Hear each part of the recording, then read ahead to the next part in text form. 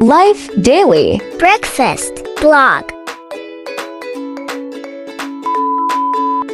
Good morning guys! For today's video, samahan niyo ako. Nagluto ako dito ng banana pancake. At ayan, nilagyan ko lang yan dyan ng flour, 2 eggs, and then walang yeast. Kaso pwede na rin yan, pampalsa sana yun. Tapos nurog ko lang yung nasa rep na 2 piraso na saging na lakatan. And then ayan, tapos na agad! Meron din yung butter dyan, vanilla at instant na syrup. Wow. Yung syrup nga pala dito ay nilagyan ko lang yan ng vanilla. And then yung ano yung tawag doon? Pulot. Ayan, nilagyan ko yun ng pulot, yung honey, and then konting kalamansi. And then, ibudbud na yan natin dyan. Ang sarap na ng lasa niyan. And then, hiwain na natin yan na parang pizza.